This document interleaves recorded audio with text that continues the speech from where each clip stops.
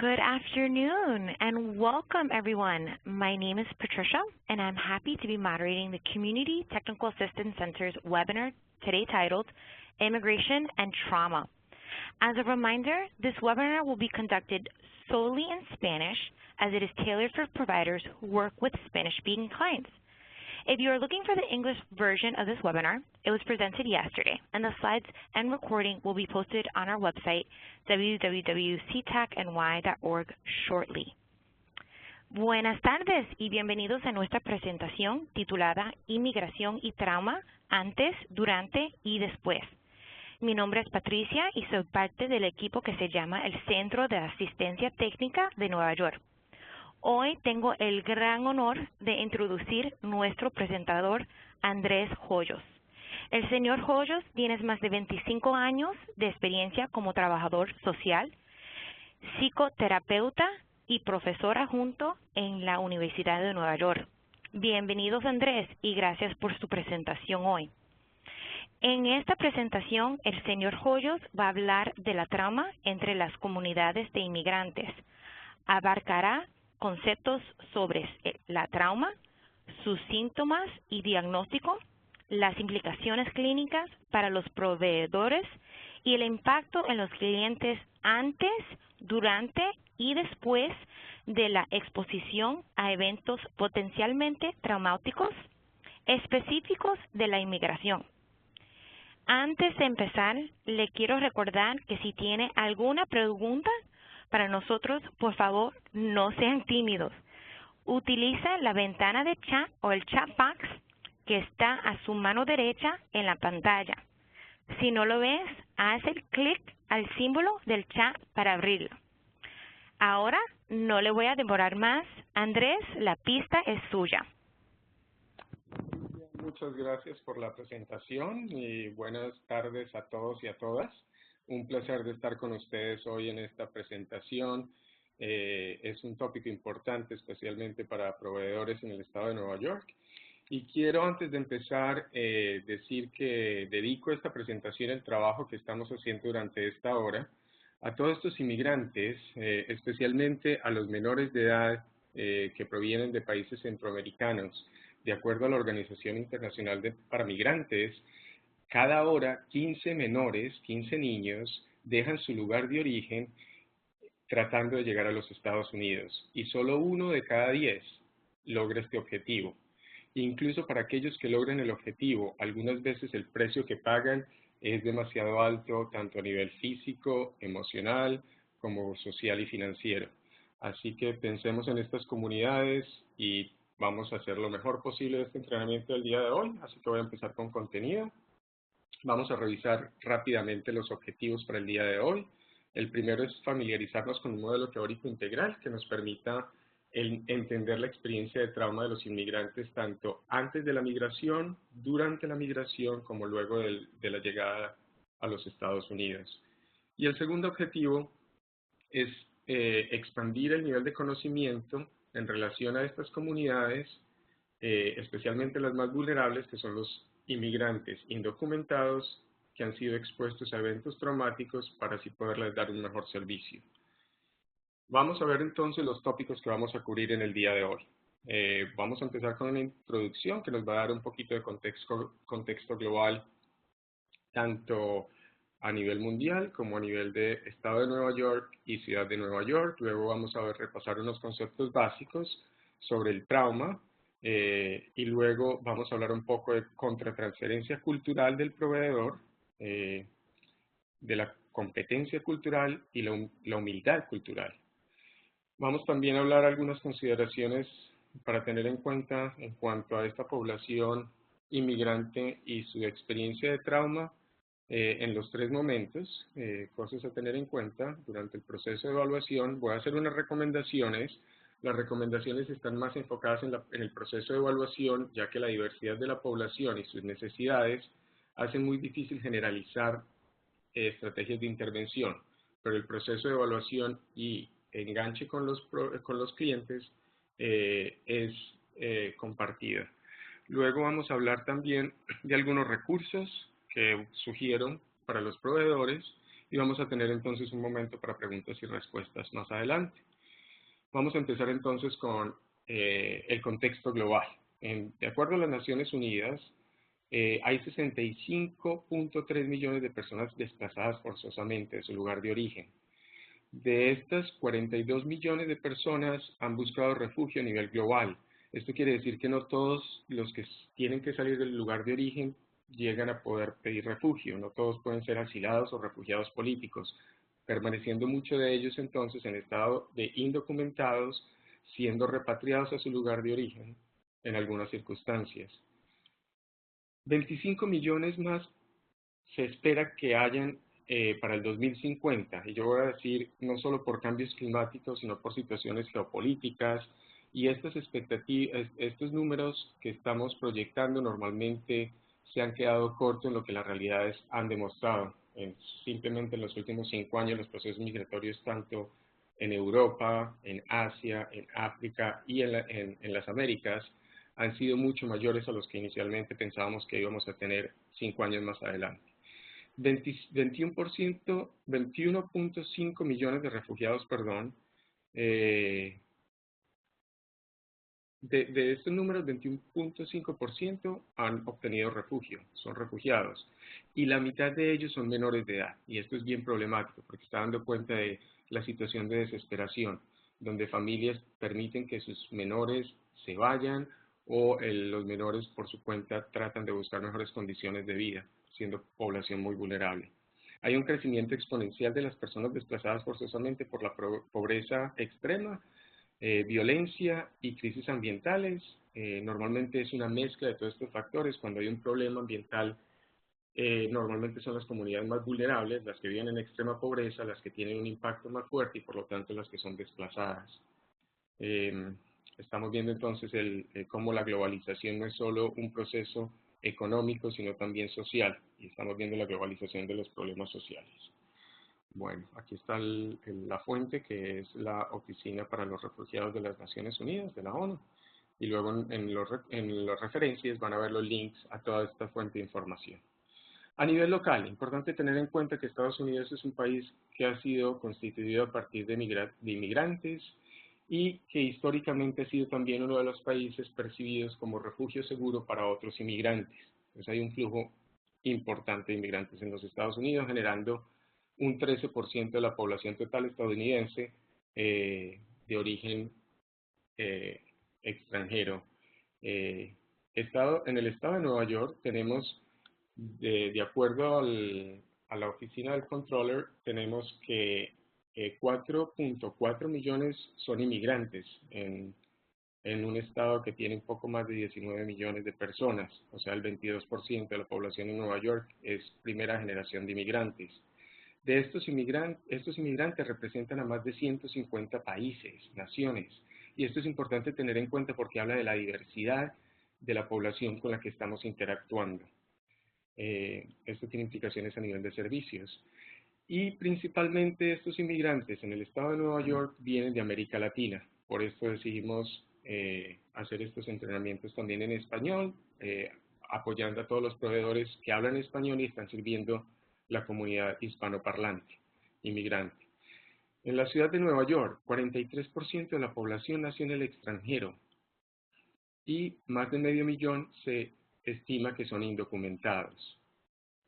De estas personas que viven en Nueva York, independientemente de que sean documentados o indocumentados, hay más de 800 idiomas que se hablan. Y esto también tiene una implicación importante, porque para poder dar servicios culturalmente competentes a nuestros clientes, a nuestros usuarios, el ideal es que tengamos competencia en su idioma primario, su lengua primaria. Estamos hablando no solo de español, tenemos países como Guatemala, que tiene una población mayoritaria de origen indígena, con más de 32 dialectos mayas.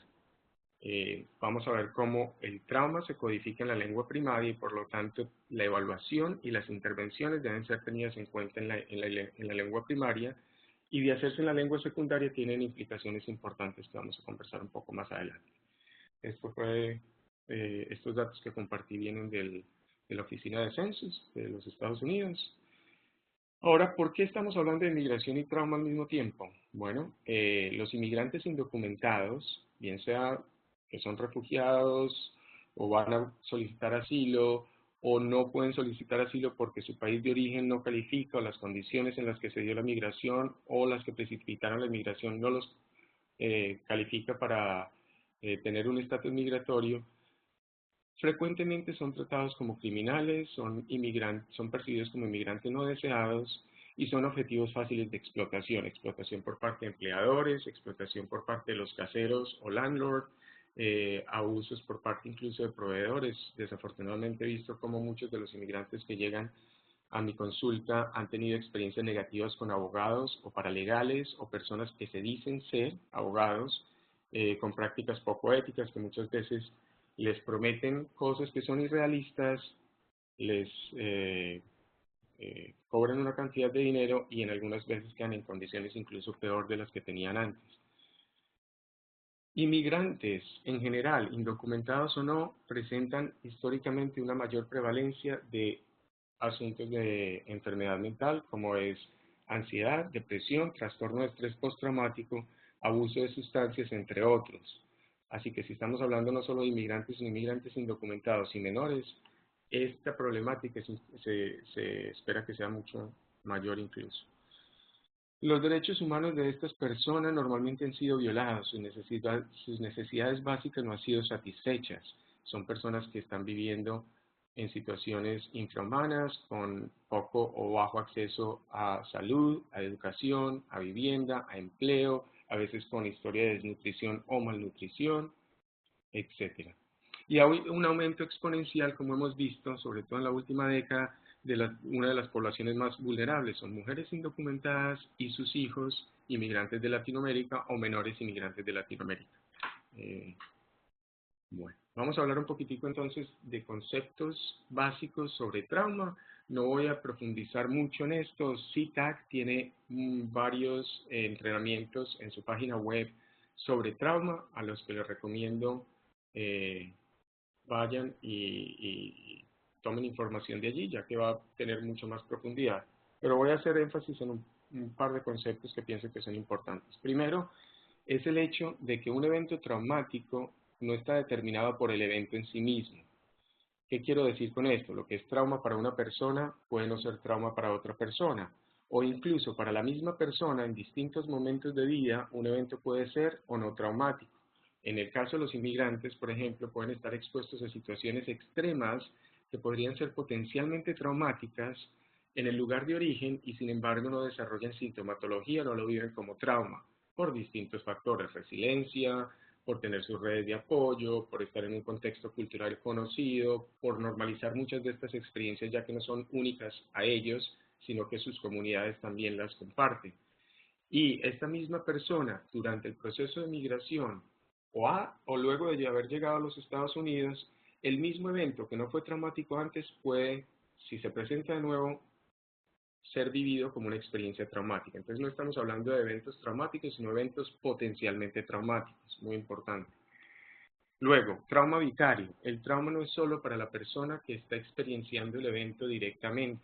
También vimos cómo después de los ataques de septiembre 11, personas que estuvieron expuestas a cantidad de información a través de los medios de comunicación desarrollaron sintomatología, ansiedad, depresión, estrés postraumático, etc. Trauma vicario también es por afinidad. Entonces, si yo sé que esto que está pasando le pasa a alguien con quien yo me identifico, le pasó a un trabajador mío, le pasó a una persona que es como yo, por su orientación sexual y yo tengo la misma orientación sexual, por su identidad étnica, por su afiliación religiosa o política, no tiene que pasarme a mí directamente para que el saber que esto es una posible realidad genere un impacto negativo a nivel de salud mental. Trauma complejo, esta es otra cosa muy importante, un concepto muy importante tener en cuenta, especialmente porque estamos hablando de niños menores. El trauma complejo habla de que hay situaciones potencialmente traumáticas que no son en un evento específico que tiene un claro principio y un claro final, sino que son situaciones crónicas que se han dado por periodos extendidos en la vida Y este es el caso típico de los niños que han sufrido negligencia, abuso mental, emocional, abuso físico o abuso sexual, donde las experiencias fueron cambiando y no necesariamente hubo un principio, un fin y un cierre, y por lo tanto una definición del trauma y una resolución del trauma tan simple como en un evento único. Y el último punto que quiero referir también hace relación a los menores, y es cuando un menor está expuesto a un evento potencialmente traumático, el impacto de este evento en el menor está altamente determinado por la reacción al evento de quienes son sus principales fuentes de apoyo. No tiene que ser necesariamente la mamá. Aquí el concepto se llama en inglés maternal buffering o maternal buffer, como regulador maternal, pero puede ser el papá, puede ser la abuela, puede ser el hermano mayor, puede ser el guía espiritual, el cura, el sacerdote de su comunidad o el proveedor incluso, en este caso nosotros, en el país de arriba. ¿Cómo reaccionemos nosotros o estas personas importantes para el menor? Va a tener un impacto directo en cómo el menor viva la experiencia. Por lo tanto, servicios para estas comunidades de apoyo son importantes, porque al protegerlos a ellos, estamos protegiendo al menor también. Y entender también cómo reaccionaron estas comunidades nos va a dar cuenta de por qué el menor está experienciando la situación como la vive. Bueno, ahorita vamos a hablar entonces del concepto de contratransferencia cultural en nuestra área, para nosotros como proveedores. Contratransferencia cultural básicamente habla de estos pensamientos, cogniciones y sentimientos, emociones, que como proveedores tenemos frente a otros grupos culturales, grupos étnicos o grupos, nacionalidades o culturas. Entonces, cuando la cultura, la raza, la etnia, la clase social, la afiliación política, las prácticas religiosas son muy diferentes a las del proveedor, es muy importante que seamos vigilantes de qué está pasando con eso que nosotros pensamos y sentimos, porque podemos hacer juicios de valor, a veces positivos, a veces negativos. Incluso cuando son muy similares también tenemos que estar atentos. Me explico. Yo soy inmigrante de Colombia y puedo estar interactuando con un paciente colombiano que al ver que yo soy colombiano por mi acento o porque yo le conté que era colombiano, va a asumir que yo conozco su realidad y la entiendo mejor que otros proveedores. Y puede ser el caso, pero es mejor ser cautelosos y indagar cuál es la realidad de esa persona. Los pacientes no pueden decir, sí, es que usted ya sabe cómo fueron las cosas en Colombia en esa época, usted viene de la misma, usted nació en la misma ciudad en la que yo nací y me crié, por lo tanto entiende mis condiciones. Pues resulta que una sola diferencia, por pequeña que parezca, entre mi identidad y la de otra persona, puede hacer que la interpretación de este contexto sea completamente distinta. Como les decía, mi afiliación política y la del cliente puede ser distinta, y aunque seamos del mismo lugar, tengamos una edad similar, compartamos género, raza, orientación sexual, etcétera, un solo factor puede hacer la experiencia distinta. Entonces, lo que les sugiero es, preguntémosle al paciente, honremos lo que ellos asumen y digámosle, sí, tal vez, pero ¿por qué no me cuenta usted? ¿Cómo percibe usted? ¿Cómo es esta raza para usted? ¿Cómo es la clase social para usted? ¿Cómo es su cultura? ¿Cómo percibe usted el ser? ¿Quién es usted? Y no asumir cosas. Bueno, todas estas diferencias entre el proveedor, la cultura del proveedor y la cultura del paciente son percibidas por los pacientes, aunque no las nombremos. Entonces, la idea es que seamos capaces de nombrarlas para facilitar conversaciones que ayuden a equiparar estas diferencias de poder entre el proveedor y el usuario, porque cuando no somos conscientes de ellas o hacemos uso intencional de ellas, el paciente puede percibir esto como una barrera para ser entendido, y por lo tanto, investigaciones han demostrado que grupos minoritarios étnicos tienen una terminación prematura más alta que la población en general. Entonces, genera barreras en el proceso de enganche, en el proceso de inicio con los pacientes. El proveedor es un representante para el usuario de lo que es la realidad objetiva. Nosotros estamos en los Estados Unidos trabajando desde una agencia o desde nuestra práctica privada y por lo tanto representamos la cultura del lugar al que el paciente ha llegado o el usuario ha llegado, que es nuevo para él, y ellos perciben esto como una realidad objetiva, cuando la verdad es que nosotros tenemos una realidad subjetiva de nuestra realidad y luego hay otra realidad que es la del paciente. Importante entonces que entendamos que nuestra realidad no es la verdad absoluta y le hagamos entender esto al paciente también. Lo que hablaba anteriormente y es como la diversidad desafía la generalización de teorías y de modelos de implementación o de tratamiento de servicios a esta población. Entonces, mi sugerencia es, pongamos mucho énfasis en tener procesos de evaluación muy claros, porque con una buena evaluación se puede hacer entonces un diseño de un plan de tratamiento de acción ajustado a las realidades únicas de cada una de estas personas o grupos culturales con los que interactuamos. Como proveedores, nosotros hacemos suposiciones sobre el comportamiento saludable, por nuestro entrenamiento, por nuestra experiencia, por nuestra cultura. Importante que no hagamos juicios de valor, lo que puede ser percibido normal para nosotros o anormal, por lo que el paciente nos está diciendo, puede que en el contexto del paciente sea normativo. Me explico. Un paciente que es de origen indígena de Guatemala, que está sufriendo una crisis, puede pensar que lo primero que debe hacer es irle a hacer una ofrenda a Mochimón, que es como un santo dios en la cultura, y para nosotros, evaluando un paciente, escuchar que el paciente en mitad de una crisis mental o física, en lugar de ir a una sala de emergencias, o en lugar de buscar ayuda psicológica o un consejo, un consejero, un trabajador social, haya dedicado recursos económicos, de tiempo, energía, etcétera, en hacer esta ofrenda puede llevar a juicios de valor equivocados. Como decía, la formación profesional, la formación clínica también genera sesgos y nuestra formación es una formación euroamericana que proviene de un modelo médico que no necesariamente se ajusta a las realidades de nuestros pacientes. Por ejemplo, en Estados Unidos se valora profundamente al individuo y en Latinoamérica sabemos que hay un valor que es el familismo, donde la unidad familiar tiene una importancia mayor que el individuo. Incluso que lo que se considera familia es un concepto distinto. En Estados Unidos tenemos un concepto de familia como familia nuclear, padres e hijos, primer grado de consanguinidad. En Latinoamérica vamos a ver poblaciones que tienen un concepto mucho más amplio de familia, donde primos incluso de tercer grado son considerados parte importante de la familia, o otras personas de la comunidad, aunque no tengan un grado de consanguinidad. Entonces tenemos que ser humildes frente a cómo esta información que hemos recibido dentro de nuestro entrenamiento en los Estados Unidos y nuestra experiencia profesional puede generar sesgos. Hay valores de la vida americana que pueden generar sesgos también. Por ejemplo, cómo manejamos el tiempo. En una sociedad industrializada, los recursos son mucho más fáciles de planear y ejecutar tal cual fueron planeados.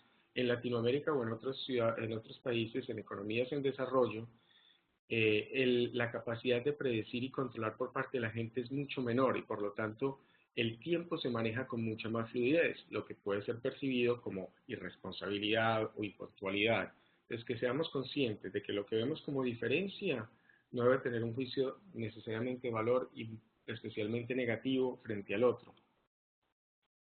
La contratransferencia cultural, entonces, también puede tener un impacto en cómo percibimos nosotros el evento traumático, la experiencia de trauma del paciente y su sintomatología. Lo que para nuestra cultura puede ser traumático, puede que para el paciente no, por lo que les explicaba, por el contexto cultural. Y los síntomas pueden ser malentendidos. Luego vamos a ver cómo en el DSM-5 nos dan una cantidad de parámetros de síntomas que son específicos a la cultura. Por ejemplo, uno de ellos para la población latina es un ataque de nervios, que si no lo entendemos y simplemente miramos los síntomas y vamos al DSM-5, vamos a diagnosticar a la persona que está haciendo una elaboración de duelo normal y tiene un ataque de nervios, como una persona con un trastorno de ansiedad o un ataque de pánico, que en realidad no es el caso. Un poco más de contratransferencia cultural, entonces ya había mencionado que esto tiene tanto implicaciones cognitivas como afectivas, o sea, impacta lo que pensamos del otro y lo que sentimos sobre el otro. Esto está informado tanto por teorías, pero también por nuestra experiencia individual. Nosotros pertenecemos a grupos culturales y tenemos más familiaridad con nuestro grupo que con otros. Por lo tanto, podemos poner otros grupos distintos al nuestro en una situación de percibirlos como mejores o percibirlos como peores.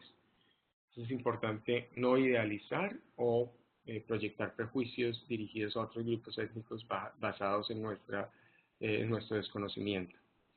El entrenamiento clínico también nos habla de que debemos ser personas neutrales, con mente abierta y tener apertura a todas las diferencias que se nos pueden presentar a nivel de cultura y a nivel social, etc. Sin embargo, todos nosotros, proveedores y clientes, somos productos de nuestra sociedad y nuestro tiempo. Y llevamos en nosotros algunas de estas cosas que a veces se presentan a nivel social y que no son tan cómodas reconocer, como el racismo, el clasismo, el sexismo, el discriminación o prejuicios contra las personas de edad adulta, etnias, prácticas religiosas, etc. Entonces, seamos humildes y reconozcamos, estamos influenciados por nuestra ubicación social, por dónde nacimos y dónde nos criamos y cómo nos educamos, incluso por nuestra experiencia laboral, y esto puede generar sesgos de los que tenemos que estar pendientes, no pretender de que no existen. Bueno, ya acabo de hablar de esto. Así que importante también tener en cuenta que si hay asuntos que tengamos no resueltos con otros grupos culturales, que estos conflictos no resueltos no se vayan a replicar en el proceso de proveer servicios al cliente. Si yo tengo un prejuicio negativo contra otro grupo cultural, un grupo religioso, un grupo político, un grupo racial, por mi experiencia personal, ser consciente de que ¿tengo que trabajar en eso o no soy tal vez la persona adecuada para darle servicios a una persona que pertenezca a ese grupo? Porque muy probablemente inconscientemente en la relación con el cliente allá se pueda presentar abuso de poder. En sumatorio tenemos que estar entonces muy motivados a cuestionarnos y cuestionar nuestro conocimiento, nuestras verdades en relación a otras etnias y otros grupos culturales, en lo que llamamos tratar de no ser etnocentristas, no estar centrados en que lo que conocemos y lo que se nos es familiar es la verdad absoluta. Y como decía anteriormente, ponerle mucha atención a las diferencias y también a las similitudes entre nosotros y el usuario y cómo esto impacta la relación entre proveedor y usuario, tanto positivo como negativo, impactos. Bueno, ahorita vamos a mirar unos conceptos básicos. Uno muy importante tener en cuenta entonces es el de competencia cultural, que asumo que la mayoría de ustedes entienden y conocen. Simplemente voy a recapitular de que esto habla de la capacidad de estar trabajando con grupos culturales o personas que se identifican distinto o diferente a nosotros. La capacidad de aprender de diferentes culturas e interactuar con ellas honrando sus valores y permitiéndonos proveer servicios de una forma eficaz. Esto requiere respeto a las creencias de salud, a las creencias culturales, inclusive las creencias religiosas, cosas que para nosotros puede que no tengan mucho sentido, culturalmente son muy importantes, pueden ser muy importantes para el paciente, para el usuario. Y muy importante lo que hablaba inicialmente, la parte lingüística. Ser culturalmente competente es tratar de, en lo posible, dar servicios en la lengua primaria del paciente, independiente del nivel de bilingüismo. Esto es muy importante con pacientes que han sufrido trauma, porque como decía anteriormente, la experiencia de trauma queda codificada en la lengua primaria y por lo tanto, para poder trabajar, para poder ayudarle al paciente a sobreponerse a esta experiencia traumática, es mucho más efectivo el trabajo en la lengua primaria. No quiere decir que no se pueda hacer en la lengua secundaria, en inglés en este caso, pero va a tener implicaciones de las cuales tenemos que ser conscientes. E incluso ser bilingüe como proveedor nos da una una ventaja enorme en el tratamiento de trauma, ya que podemos hacer uso selectivo del idioma que estamos utilizando con el paciente dependiendo de lo que necesite. Eso lo voy a hablar un poquitico más adelante. Voy a expandir ese concepto. Un concepto que sí es relativamente nuevo, es un concepto que ha sido citado por la Asociación de Psiquiatría Americana, la APA, en el 2013, es el concepto de humildad cultural. Y básicamente lo que esto se refiere es, nosotros como proveedores debemos siempre estar tratando de trabajar, no desde un punto de vista cultural, personal o local, el estadounidense, no como me identifico yo o cómo funcionan las cosas en los Estados Unidos, sino tratar de estar haciendo un trabajo desde una postura orientada hacia el otro, a la cultura del otro, entender desde el contexto del otro. Es muy importante entender toda la información que estamos recopilando, los planes de intervención, etcétera, cómo funcionan en el contexto, no nuestro, sino de la otra persona. Bueno, sigamos adelante. Inmigración. Entonces ahorita vamos a hablar un poco de qué puede estar pasando antes de salir del país de origen, durante y después, y luego vamos a pasar a la parte de recomendaciones. Entonces, antes de la migración, hay factores que llevan a la población a querer salir de su lugar de origen. Esto lo llamamos factores de empuje, push factors. ¿Cuáles pueden ser estos factores? Extrema pobreza, hambre, violencia, derechos humanos violentados, no acceso a educación, a salud, es una importantísima, a seguridad en general. También hay crisis geopolíticas y ambientales que llevan a que la gente tenga que buscar otros lugares donde vivir, porque no es sostenible donde están, ya no pueden tener sus cultivos, ya no pueden tener subsistencia basado en sus tradiciones culturales, por cambios climáticos, por desarrollo industrial, por desplazamiento de sus tierras, deterioro de las condiciones, etc. Queremos saber cuál fue la exposición a eventos potencialmente traumáticos antes de que inmigraran. ¿Qué situaciones estresantes tenían ellos en el lugar de origen? Por lo tanto, es muy importante en las evaluaciones psicosociales o en las evaluaciones de admisión que hagamos de los pacientes, indagar mucho más sobre estos estresantes en el país de origen, porque eso nos va a dar mucha información valiosa para entender el por qué el paciente que está enfrente de nosotros o el usuario está viviendo la situación que está viviendo y la vive la experiencia de tal forma única. Hay otros factores entonces que son de atracción. Los factores de empuje hablan de situaciones en el lugar de origen, los factores de atracción hablan de situaciones en el país de llegada, en este caso Estados Unidos. Entonces es interesante indagar con el individuo cuál fue la percepción que tenían antes de salir del lugar de origen sobre a dónde iban a llegar. ¿Por qué era una buena idea llegar a Estados Unidos? ¿Por qué California y por qué Nueva York, no Nueva York o viceversa?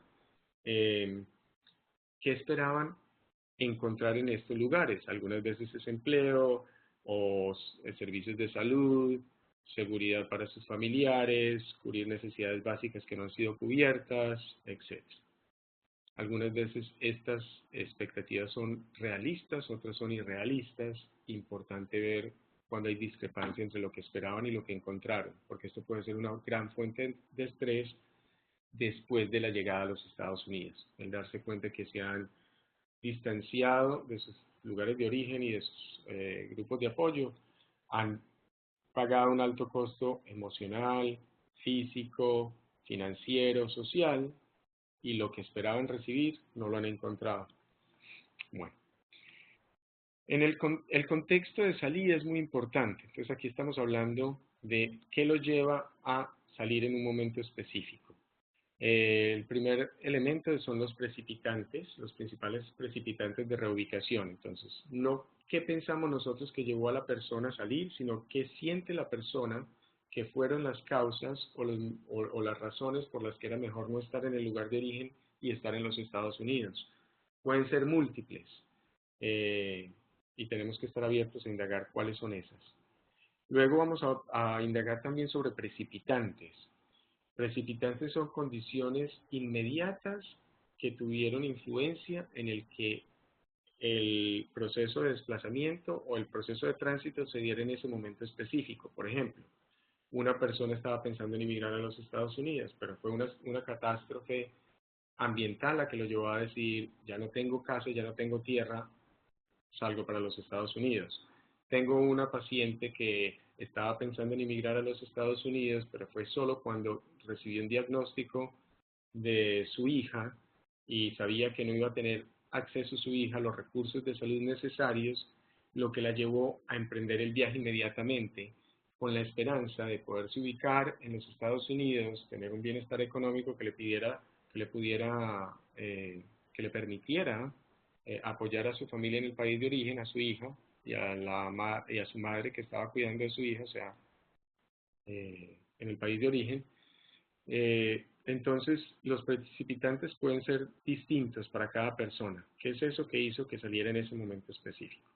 ¿Cuál era el plan? Muy importante también tener claridad de esos planes. Planes, por ejemplo, entonces estamos hablando de qué recursos tenía, dinero, amigos, contactos. ¿Cuáles fueron los factores estresantes? Eh, Antes de salir hubo una crisis, tuvieron que endeudarse, hipotecaron su propiedad o su terreno, quedaron con una deuda con un coyote y hay contactos en el lugar de origen, en el país de origen, que están eh, pendientes de que si no hay pago, hay retaliación contra las personas en el lugar de origen. ¿Por qué deciden salir? ¿Cuál es la motivación? A pesar de que hay factores determinantes de reubicación, puede que hayan otras motivaciones. Es importante entonces también indagar eso. ¿Cómo esperan hacer el tránsito? Por tren, por barco, con coyote, con un amigo, solos, con un familiar, con un menor, o un menor acompañado con un familiar, o acompañado con un adulto que no es un familiar. Toda esta información es muy importante recopilarla. Durante el proceso de migración, entonces, hay muchos factores que pueden impactar el que una persona viva la experiencia como traumática o no, especialmente factores físicos, emocionales, financieros. Vamos a hablar algunos de estos estresores. Por ejemplo, las personas tienen experiencias extremas durante periodos prolongados. A veces esperan que el proceso de tránsito sea solo de una semana o unos meses, y hay gente que dura muchos meses, incluso años, tratando de llegar a los Estados Unidos por diferentes razones. Fueron atracados, se quedaron sin dinero, perdieron los contactos, tuvieron que cambiar de planes por cambios de políticas locales o internacionales frente a migración, situaciones de clima, etc. Experiencias, eventos potencialmente traumáticos que tiene la persona durante este proceso de tránsito. Y aquí estamos hablando nuevamente de lo que les decía de extorsión por parte de los coyotes, les prometen, les cobran, luego cuando están en mitad del proceso les dicen, hasta acá llegamos, si no me dan más plata, no, los abandono en el desierto, no podemos pasar el río Grande, no los contacto con la próxima estación, etc. Condiciones de hacinamiento que muchas veces conducen a la muerte, la deshidratación, el hambre, sufren asaltos por parte de pandillas, amputaciones cuando vienen en el tren, lo que conocemos como la bestia o el tren de la muerte, es todos estos inmigrantes que hacen tránsito por México, principalmente inmigrantes de Centroamérica que vienen por México en el tren y en algún momento se quedan dormidos, caen y por la velocidad del tren se genera un efecto de succión en los carriles y esto hace que la persona al caer a veces sufra amputaciones e incluso la muerte. Es también muy común encontrar casos de violencia sexual, violencia física y abuso incluso de autoridades, la policía o agentes de inmigración. Aquí quiero resaltar la importancia de tener en cuenta esto porque nos va a permitir elaborar un caso donde podamos hacer advocacia en nombre del paciente y explicar por qué las cosas se han dado de formas tal vez no típicas o ideales. El paciente que llega a los Estados Unidos o el usuario que llega a los Estados Unidos y no busca a las autoridades para resolver su estado migratorio, a pesar de tener acceso a servicios legales gratuitos, etcétera, porque tiene miedo a las instituciones públicas, porque tal vez en el lugar de origen sufrieron abuso por parte de ellas, o durante su proceso de tránsito sufrieron abuso. Y si esta persona está experienciando esto como trauma, parte de los síntomas de trauma es evitar cualquier cosa que les haga recordar el evento traumático. En este caso es evitar a la policía, evitar las instituciones gubernamentales. Entonces, lo que para un juez de inmigración o para un abogado no tiene sentido, porque el paciente no fue capaz de pedir asilo político durante el primer año de llegada a los Estados Unidos, los primeros 365 días, puede ser explicado desde una parte de área de salud mental. Ahí es el rol de nosotros muy importante como proveedores. Estas personas también pueden estar enfrentando enfermedades físicas y enfermedades mentales desatendidas. El hecho de estar por fuera de sus núcleos de apoyo puede hacer que no tengan acceso a medicamentos, que no tengan acceso a sus eh, estrategias de manejo, coping mechanisms, y por lo tanto que se exacerben, que empeoren. El hecho simplemente de tomar distancia ya de su lugar de origen hace que haya pérdidas de los grupos de apoyo, distanciamiento de comunidades y el entorno físico que les era familiar, la comida, la música, el clima, etc. Esto es lo que se considera una pérdida ambigua, donde todavía tienen sus familiares, pero no pueden contar con ellos en el día a día durante el tránsito para poderle dar cuenta a las dificultades que están enfrentando. Entonces, ni está completo, ni hay pérdida completa. El duelo deshonrado es el duelos que son difíciles de reconocer para la persona y por lo tanto, o porque son juzgados por la comunidad o por la persona misma, y esto lleva a que la persona no quiera hablar de ellos o que no quiera buscar servicios alrededor. Entonces he visto como personas que han sufrido, por ejemplo, violación, mujeres o abuso sexual o abuso físico, no quieren ir donde el médico, no quieren retornar a sus comunidades de origen, como inicialmente lo habían planeado después de pasar algunos años en los Estados Unidos, por la vergüenza que esto trae, o incluso amputaciones, personas que cuando han sufrido eventos traumáticos físicos, les da vergüenza regresar a su país de origen, no solo no habiendo llegado a los Estados Unidos, sino teniendo todas estas consecuencias negativas. Se endeudaron, no lograron su objetivo y encima tienen esta dificultad emocional o física nueva. Ahora vamos a hablar un poquitico de lo de después y voy a rápidamente a pasar a las recomendaciones. Entonces, después de que llegue hay un proceso de ajuste. Normalmente el ajuste de un inmigrante es algo que se da en cuestión de 6 meses, un año máximo. Para los inmigrantes que han tenido eventos traumáticos, esto se puede prolongar incluso el impacto en el ajuste del reasentamiento de un inmigrante con historia de trauma puede tener incluso repercusiones hasta 5 o más años. Esto es basado en investigaciones, así que es muy importante tener esto en cuenta.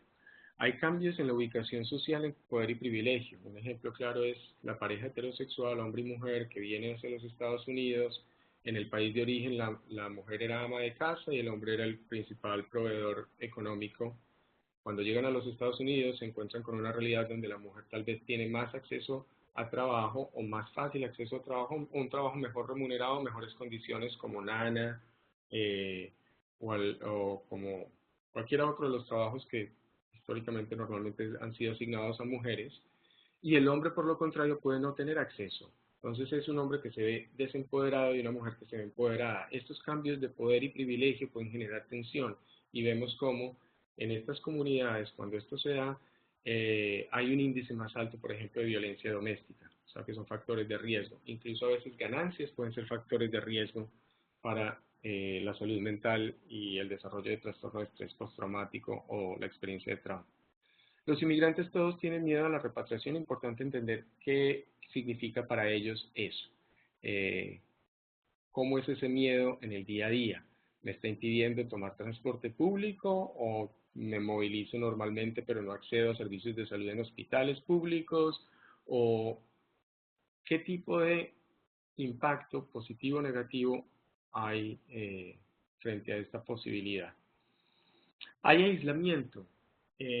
Para todos los inmigrantes se distancian de sus redes de apoyo y están conectándose con nuevas redes, causando aislamiento. Pero para personas que han sufrido trauma, las reconstrucciones de redes de apoyo es un desafío incluso mayor.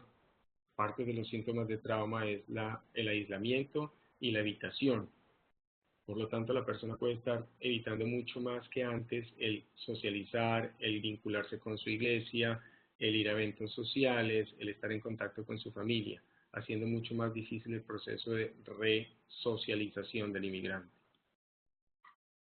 Esto también puede, voy a volver un poquitico antes de pasar a este último punto, y es cómo este proceso de resocialización también impacta el proceso muchas veces de posible regularización del estatus migratorio, porque la persona no conoce otras personas, no va a la agencia, está deprimida, no sale de casa, no puede acceder a recursos en una forma de tiempo adecuado para poder aplicar, por ejemplo, para su asilo político, y entonces es ahí donde nosotros entramos como agentes defensores o hacer advocacía frente a la situación, explicándole al juez de inmigración o explicándole al abogado cómo esto no fue simplemente negligencia. El último punto de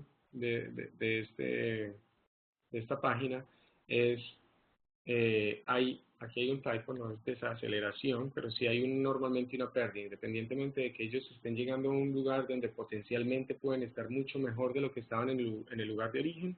Al principio, incluso para aquellos que llegan a obtener el sueño americano, a realizar este sueño americano, al principio hay unas condiciones a las que nos podríamos definir como la pesadilla americana. Y es muy importante en esta cultura donde tenemos tantos inmigrantes y valoramos tanto esta idea del sueño americano como la posibilidad de realizar su potencial como ser humano siempre y cuando usted quiere, independientemente de su raza, su género, su color, su afiliación política y religiosa. Sabemos que esta es la verdad para algunos pocos, hay muchos otros que no, e incluso para aquellos que llega a ser una realidad, hay un proceso inicial que tenemos que tener en cuenta que es muy oneroso. Bueno, una vez la persona llega, entonces si está reubicada en el país de origen, puede tener condiciones de vida inferiores, hacinamiento, acceso a comida, dificultades por condiciones climáticas, dificultades lingüísticas por no tener fluidez en inglés. Hay tradiciones étnicas disonantes, lo que quiere decir que lo que se consideraba normal en el lugar de origen puede ser entendido como anormal o raro en los Estados Unidos y viceversa. Y esto genera mayor estrés, aportando la posibilidad de que se desarrollen síntomas mentales. Ya hablamos de la evitación causada por el trauma y cómo esto impacta las redes de apoyo. Incluso el proceso de buscar asilo político o regularizar su estatus migratorio puede ser un evento potencialmente traumático. Personas que son muy privadas y llegan a verse en una situación donde el abogado les está pidiendo que describan con mucho detalle situaciones que se consideran vergonzosas, que son dolorosas a nivel emocional, traumáticas, porque para el abogado y para el sistema legal, entre más detalle haya, mejor, y entre más rápido se haga, mejor, pero muchas veces el paciente todavía no está listo, o no es adecuado que se haga eso en ese momento. Entonces puede haber conflicto entre lo que el paciente quiere o lo que nosotros buscamos como objetivo, regularizar el estatus migratorio, y dónde está esta persona a nivel mental y su capacidad de darle frente de una forma sana. Bueno, las instituciones que ellos están accediendo algunas veces no son conocedoras de su cultura y no proveen servicios en su lengua. Así que esto puede ser un factor que si no está presente sería opresor, y si está presente es un factor protector.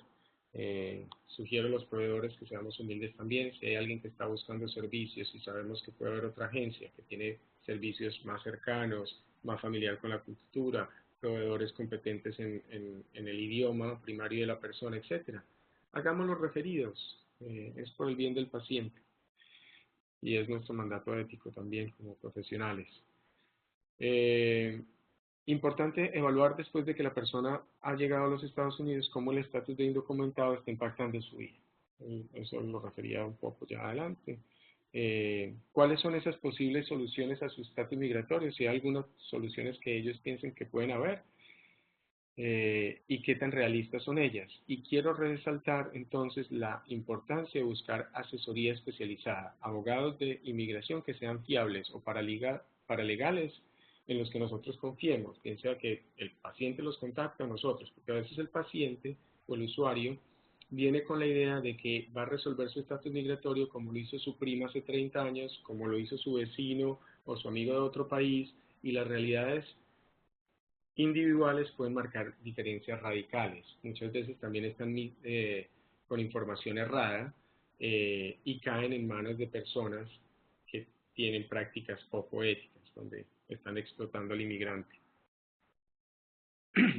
Así que la exposición al trauma, como decía anteriormente, antes de salir del país de origen o durante el proceso de migración puede tener secuelas a nivel mental determinantes, incluso pasados 5 años después de haber llegado a los Estados Unidos.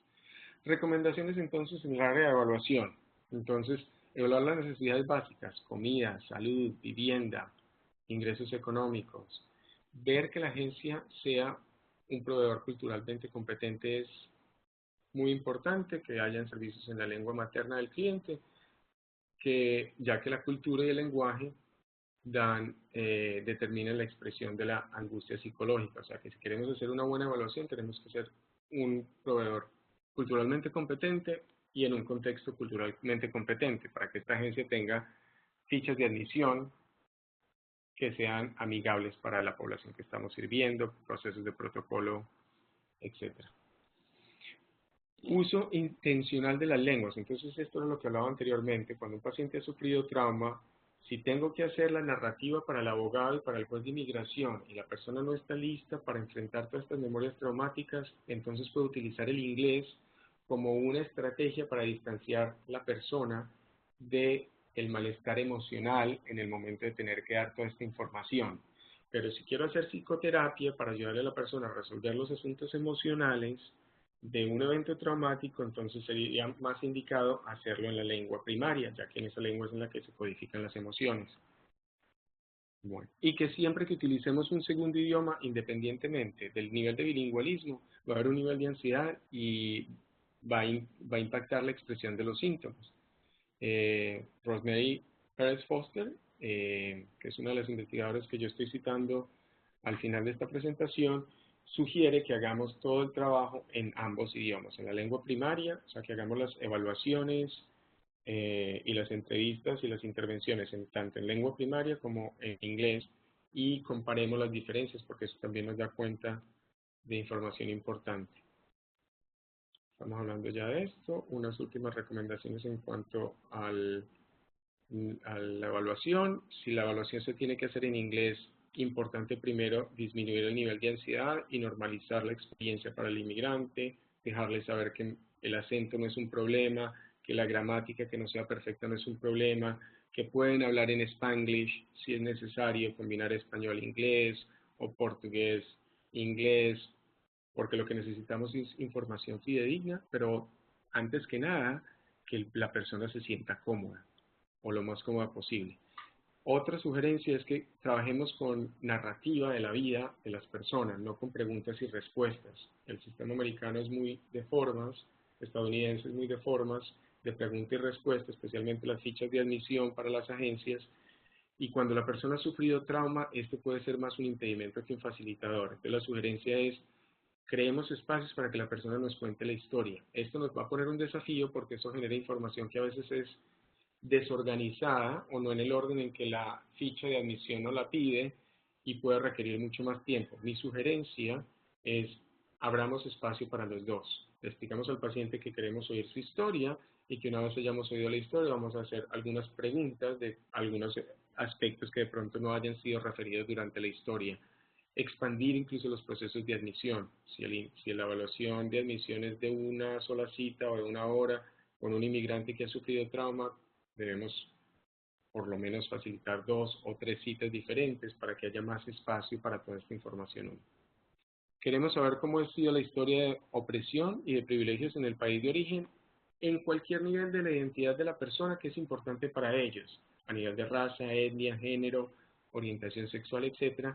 Y a multinivel. A multinivel quiero decir que multinivel es a nivel micro, con sus propios, con su pareja, con su familia, núcleo familiar; a nivel meso, con su comunidad; y a nivel macro, a nivel social. Entonces, ¿qué significaba para ellos ser quienes se identifican ser en su familia, en su sociedad y en su país de origen. Importante también porque estamos trabajando desde un modelo médico, no dejar de evaluar las fortalezas, los factores protectores, los mecanismos de afrontamiento que ha tenido la persona inmigrante antes, durante y después de la inmigración. Entonces, no nos quedemos solo en lo patológico. Bueno. Importante saber qué valoran ellos de su cultura de origen y qué no valoran, cuáles son las conexiones y desconexiones con el país de acogida. Para esta evaluación yo sugiero que se familiaricen con la entrevista de formulación cultural que se propone en el DSM-5. La buena noticia es que acá en CITAC, en la página web, van a encontrar una capacitación que he pregrabado yo en español y en inglés, dando instrucciones de cómo aplicar esta entrevista para, durante la evaluación, ser capaz de tener en cuenta toda la información desde un contexto cultural, competentemente cultural. Esto es básicamente lo que la entrevista de formulación cultural abarca. También en el DSM-5, como mencioné, están los síndromes dependientes de la cultura o cultural idioms of distress, que nos hablan, por ejemplo, de expresiones emocionales típicas solo de los latinos, que si no se entienden como específicas de esta cultura van a llevar a diagnósticos equivocados, erróneos y tratamientos, por lo tanto no adecuados. Queremos entender también los comportamientos, afectos y los sistemas y las creencias culturales que son sintónicos o distónicos. Esto quiere decir, como lo que yo estoy haciendo tiene sentido en mi cultura, o sea, es sintónico, o distónico, no tiene sentido en mi cultura, en la cultura de origen o en la nueva cultura, en la estadounidense. Bueno. Modelos teóricos, y voy a terminar ya acá rápidamente para dejar un tiempo para preguntas, unos minuticos. Manejadores de caso y un modelo mixto, interdisciplinario, un manejador de caso que le ayude a la persona a coordinar todos estos servicios entre abogado, trabajador social, médico, psiquiatra, etc. Terapia narrativa, lo que hablábamos, ayudar a que la persona trabaje más desde contar unas historias que hacer preguntas y respuestas. Una perspectiva basada en las fortalezas, que no solo estemos viendo el trauma, las debilidades y los desafíos, sino la capacidad. Aquí hay un typo, un error, perdón, en la escritura, que es resiliencia. Resiliencia es este concepto en psicología que da cuenta de la capacidad de sobreponerse a trauma o enfrentar trauma de la mejor forma posible. Es importante ver eso. Empoderamiento, ser capaz de impactar también los espacios y las realidades a las que se enfrentaron. A nivel de tratamiento, equipo interdisciplinario, como conté. A nivel de intervenciones MESO tenemos organizaciones comunitarias, organización comunitaria de abogacía. Aquí hay unos recursos, una película y un libro que ilustra muy bien las realidades de los inmigrantes, una forma fácil de chequear por síntomas de PTSD, de estrés de trastorno postraumático, un entrenamiento en terapia cognitiva gratuito desde la Universidad de Medical University of South Carolina, que está en inglés y en español, se lo recomiendo altamente, y el formulario cultural de la entrevista cultural. Las referencias y pasemos a preguntas. Tenemos un par de minutos. Gracias por su presentación, Andrés, sobre un tema tan importante, especialmente en estos tiempos. Desafortunadamente no tenemos tiempo para preguntas, pero hemos visto que han mandado algunas preguntas y no se preocupen, vamos a responder a tus preguntas por correo electrónico. También si tienes más preguntas o quieres mandar algo después, puedes contactarnos en el citac.info@nyu.edu o puedes mandar un correo electrónico directamente a Andrés y su correo electrónico lo puedes ver en la pantalla. Gracias otra vez por su tiempo y toda su participación con nosotros. Si quieres revisar o por obtener una copia de esta presentación, por favor visita a nuestro sitio de web, que es el citacny.org. Muchísimas gracias otra vez y que tengan un buen día. Gracias a todos. Feliz tarde. Gracias.